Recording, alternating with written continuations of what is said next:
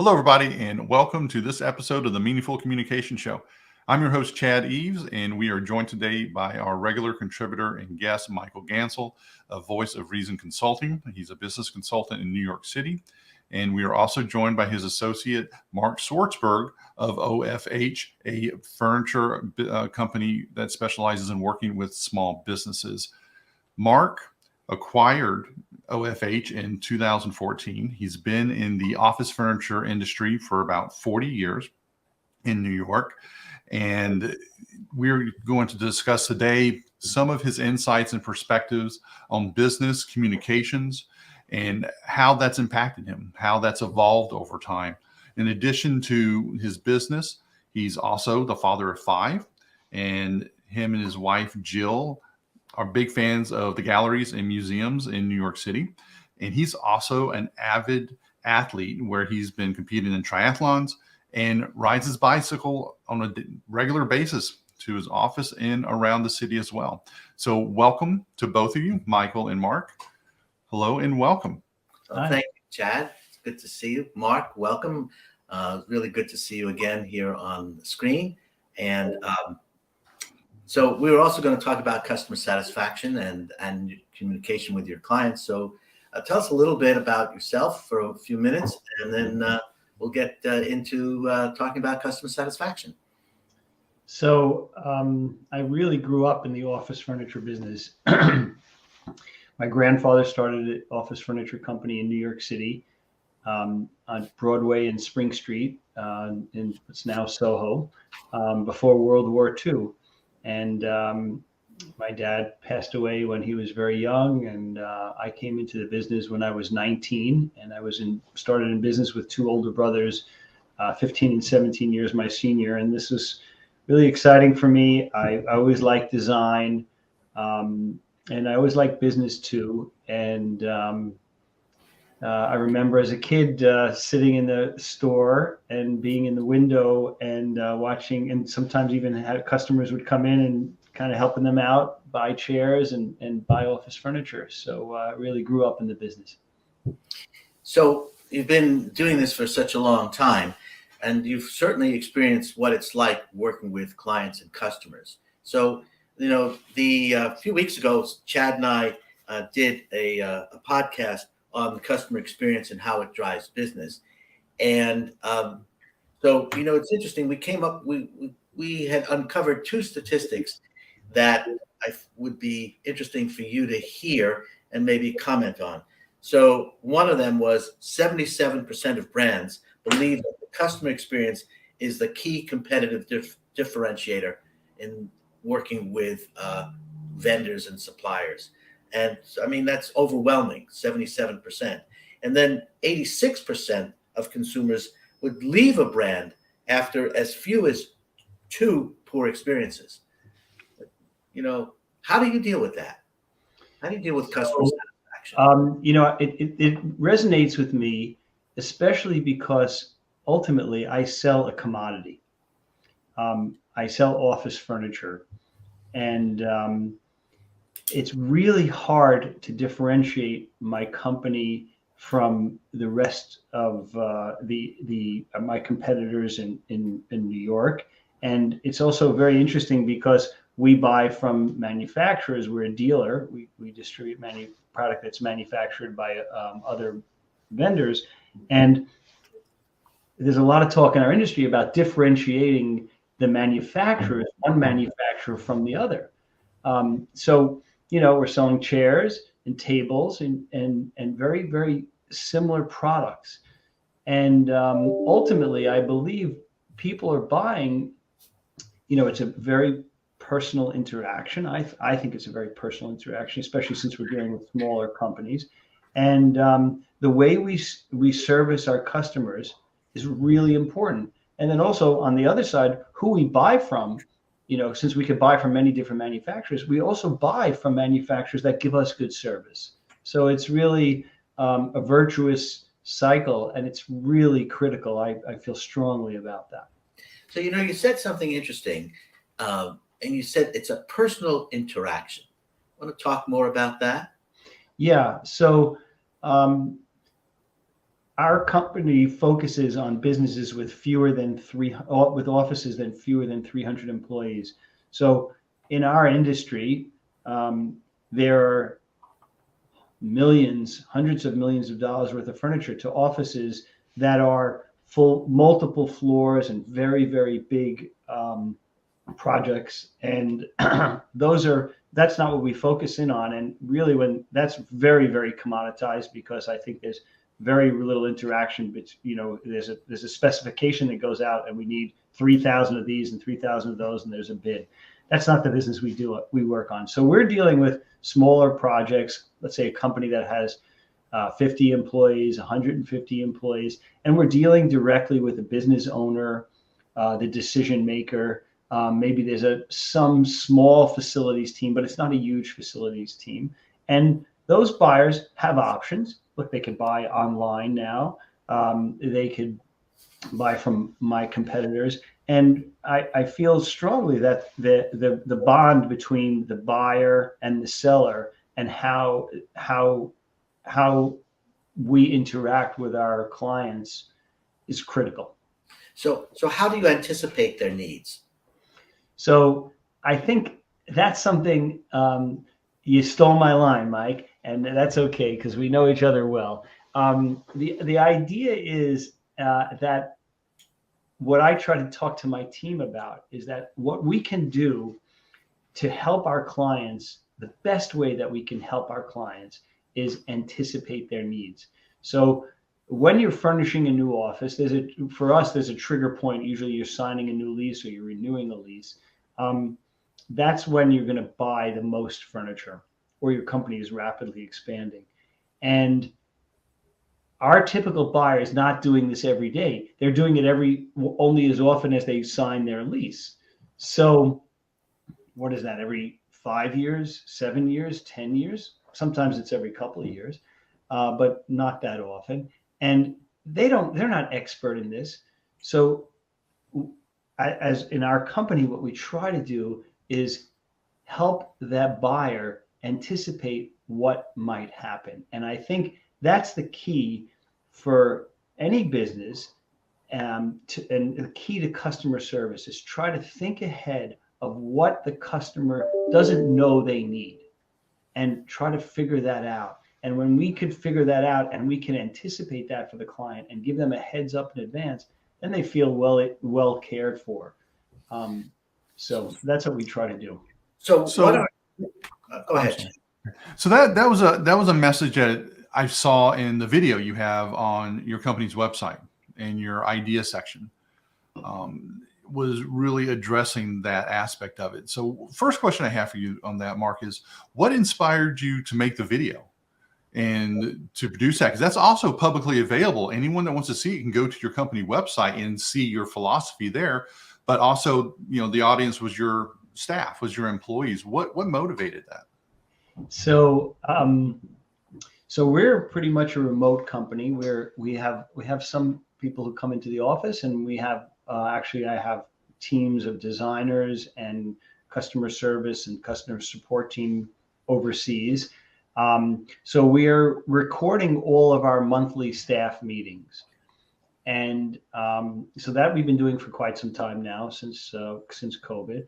And this presentation that I gave was about wowing our customers. One of our core values is we wow our customers.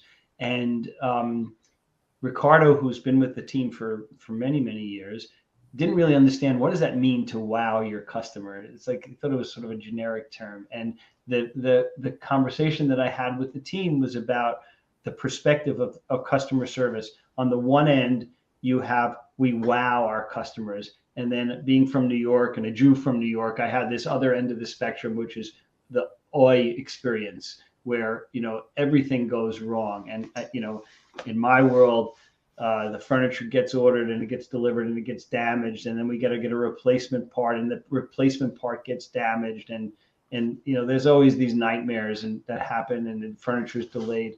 I wish I would say I had this perfect company, but I don't, and there is no such thing as a perfect company. So I wanted to get across the point to the whole team that there's this spectrum from the wow to the oi. And Mike said, because you get two shots with a customer. You're lucky if you get two shots with a customer. Sometimes you don't even get that second shot. And then the other thing that I think about, I think that people who are thinking about this is that there's an area in the middle of the spectrum where it's just like okay customer service. You kind of get what you expected. It doesn't wow you. And I think of the hotel industry is really something that they know how to do this. The ones who do it well, they make you feel so cared for. And hospitality, restaurants, and you go to you could have a hotel experience where they really treat you well.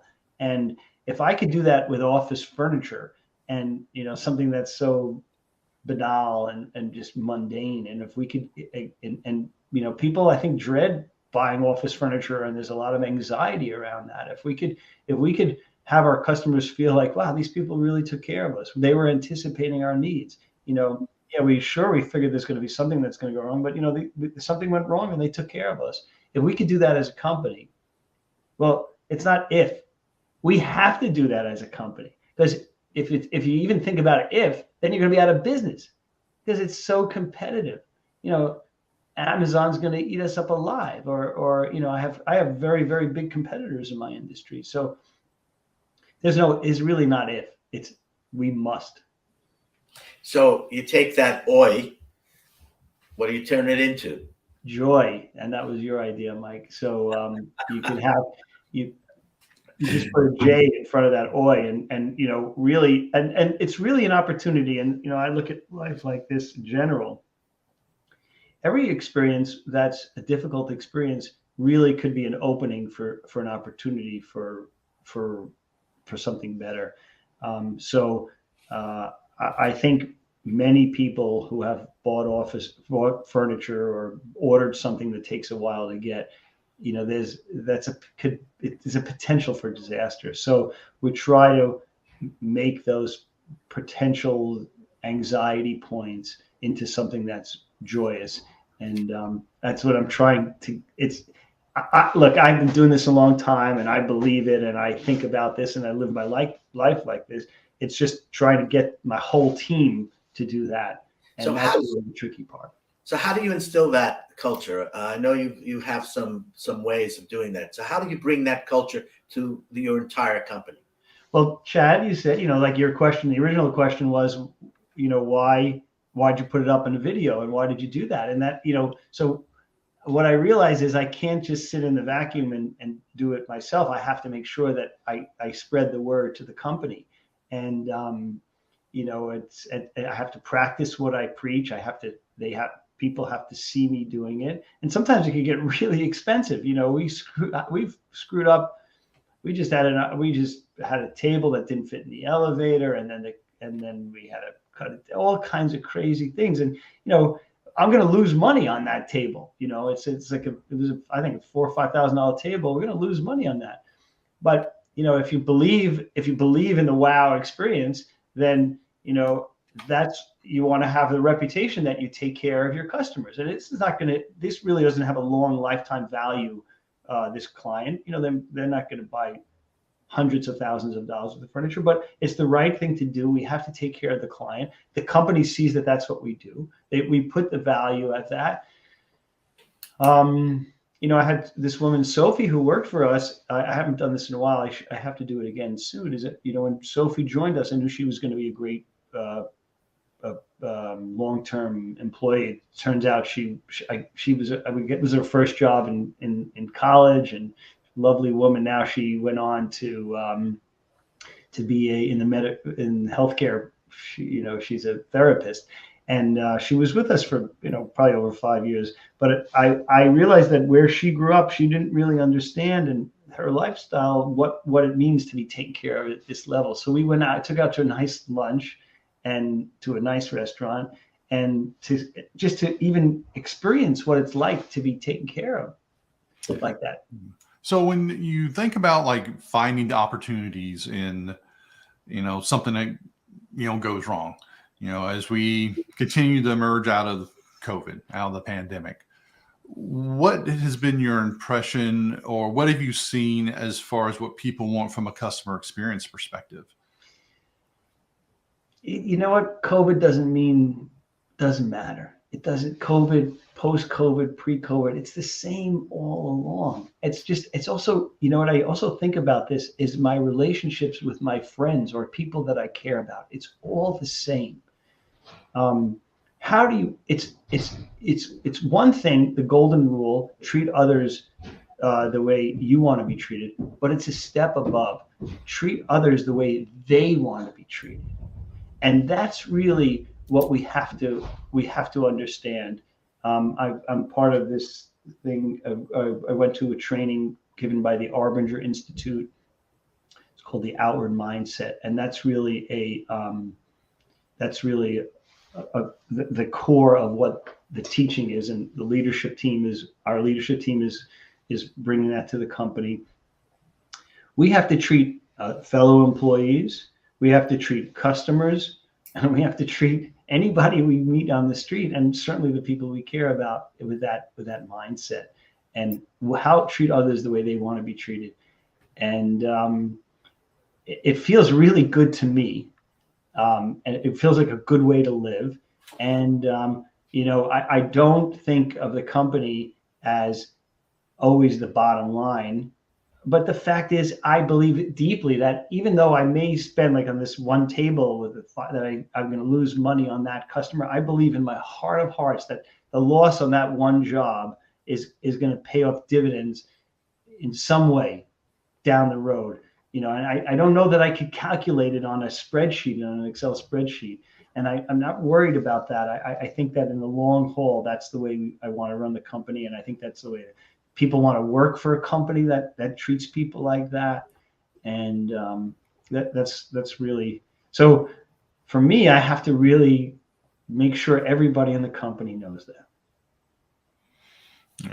Yeah. So much of it's, it's the hidden opportunities, it's what we don't know is going to come down the road. Is there any like patterns that you use? Maybe it's on a daily basis when, you're interacting with your team to try to instill that feeling of wow, or something that you're doing that's modeling that behavior for them. Yeah, it's a good question, Chad. So the thinking is that for me as the leader, I really have to do that all the time. I can't slack off, and that's hard because there are times when I don't want to deal with a problem, or I'm too busy and I have something else, and people see that. If Mark's not spending the time taking care of an issue, then they'll say, why do I have to deal with it? So and it's hard. I've slipped up. I'm not perfect. I mean, life gets in the way, or whatever gets in the way, or the next big deal. For me, I'm chasing the next big deal, and I'm not taking care of the small customer. And I've learned that that's a mistake, and it's costly. It's costly with my employees. It's costly with my customers. And so really for me, it comes back to time management. I have to manage my time well so that I have the opportunity and the ability to spend the time on the smaller things as well as the big things, and prioritize and delegate and have the right people. And now that I have a leadership team and have the leadership team understand, like I said before, Ricardo didn't understand what I was talking about with wowing the customers. Ricardo's been with me for 5, 6, 7 years. Mike was helped me hire him, and of all people, he should really understand it. So you have to keep saying it. I think we've heard it. You have to say things 7 times before people hear it. Whether that's internally or the customers, and so it's it's a tough job. We got to do it. And luckily I enjoy it. It feels right to me. It's like I want to treat people well. So, but see, it's more being a business owner. It's more than your 10 fingers and 2 hands. It's getting that inculcated to everybody else in the company. Certainly in your leadership team, you talked about the outward mindset, but it's also your designers, it's also your project managers, it's also your salespeople. They all basically have to have the same philosophy, which is why, in a sense, you are willing to take something that's an internal staff meeting and put it out there, because that's everybody in the company has the same philosophy. That's exactly, how you continue to provide the best customer experience you can provide. Right. So the core values. So, we try to hire around core values, and then we certainly let people go around core values, because we realize, we think, when you're getting into a relationship with an employee, you think that somebody meets the core values, and over time we find out. And the reason that people don't make it here is because they don't fit our core values. So that's what we think about, and we focus in on. And it's a lot of work. It's not easy, but actually, what I realize is now is what happens is sort of we build a fort around us. When we have these core values, then we have a strong team. And I am so proud of our team. I was sitting at home with my wife and Slater, our 9-year-old child, and I couldn't go into the office. We're not allowed. Everybody knows. I mean, this is what happened to everybody. We were not allowed to go into the office. Like, I'm saying to myself, what I do for a living is now illegal. I can't do that. And that was a big shift. And we had our best year ever last year, and that was amazing. We came into this year, I was a little bit concerned about where we were going to go, but it's going to be okay. We're, even though there's all this transition in the office, people are calling, people who believe in the office. We have a nice reputation, and if a lot of our business is word of mouth. I don't spend any money on advertising, actually $0 on advertising. So it's relationships with referral partners that know we're going to take care of their customers. They don't get anything from us other than they know that their customers are going to feel well taken care of. That's going to make them look good. And so I'm proud of it. It's a lot of work, and we mess up. We're not perfect, God, we've messed up. Yeah. So, it's interesting, Mark, hearing you talk about this. I opened up our session by saying the customer experience encapsulates everything business does to put customers first, managing their journeys and serving their needs. And obviously, you know that very well, given all the time that you spent in the industry. And of course, you've inculcated that into a team that also understands that. So I know we're running into a kind of like our time, but I wanted to, if I might, Chad, if you have some questions, let's go with that. But then I'd like to summarize some of what Mark said. Sure, absolutely, Michael. Well, the one thing that's stuck in my mind, Mark, is the anticipation factor.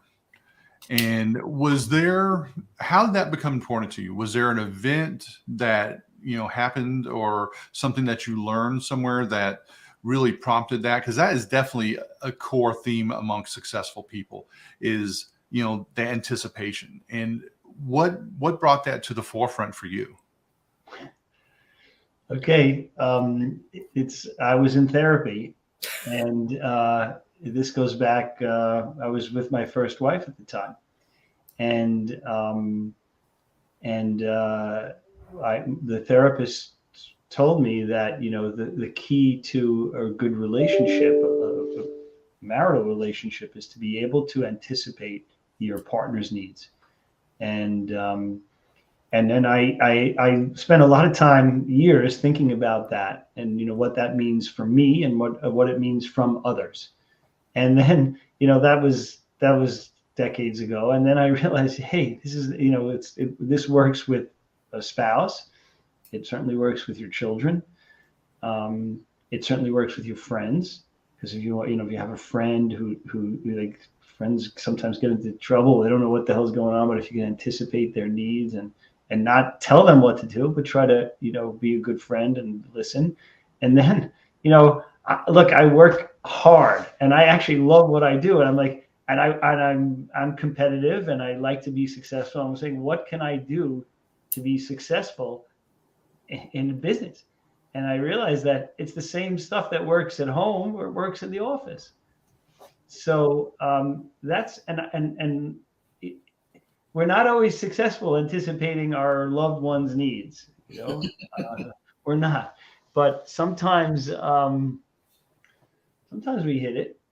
Sometimes we hit it, and it's probably easier. And for me, it's easier in the office furniture industry because I've been doing it so long. And most of my clients, generally speaking, are clueless. They don't know.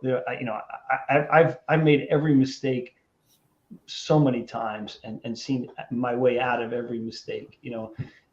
40 years is a long time. People are not in business for 40 years. So, or in the business world for 40 years. I think it's so, and, I've had some punches in the gut along the way. It would be nice maybe that I wouldn't have to be in the business for 40 years, but I'm still at it and I'm doing it. And so that's anticipating the client's needs, anticipating your loved one's needs. It feels right. And when you can do it, it's very satisfying, I think. Well, thanks for sharing that. Great. That's something that's going to resonate with all of us in so many different aspects of our lives. Michael, what do you have to take us home? So I'm going to summarize. First of all, before I do, I want to thank you, Mark, because one of the great qualities about you is that you're just a very real guy. You let it hang, you put it out there, and that's really important. So I took some notes as you were talking, and look, you recognize that you're in a commodity industry, right? Okay. So what's key? The second recognition is that what you do, despite the fact that it's a commodity, it's still a personal interaction. It's still personal. It's still person to person. And so as a result of it being person to person and the personal interaction, then you have to anticipate what their needs are. Not what your needs are, but what their needs are. And in particular, how they want to be treated. Because you already know that they have certain pains. They have fear because this may be the first time they're doing it. It's a big project. They're anxious. And so their mindset is like sort of they want to be taken care of, but they also are fearful that someone is not going to take care of them and going to take advantage of them. So that you know always that you have their needs, their requirements, their thinking in as how you deal with them. You also know that you're going to make mistakes, but you also know that you're going to learn from those mistakes. And the reason you're going to learn from those mistakes is because you've built a culture with core values that basically address that outward mindset and how to deal with them. And then lastly, the reason you've been able to stay in business or been in the business world and for 40 years and this particular business for the last 14 is consistency. Because you deliver the same personal interaction, no matter how big, no matter how small, no matter what, it's still the same. And that consistency is what continues to make you successful. So I want to thank you again for being out there, putting yourself out there. And I hope that when people listen to this podcast, that they're really going to learn a lot from you. Really appreciate it. And just to echo what Michael said, thank you very much for coming on today, Mark. It's been, really helpful and informative. I think a lot of people can benefit from your experiences and perspectives. Michael, as always, thank you for joining today. And we will be back with our next podcast in the near future.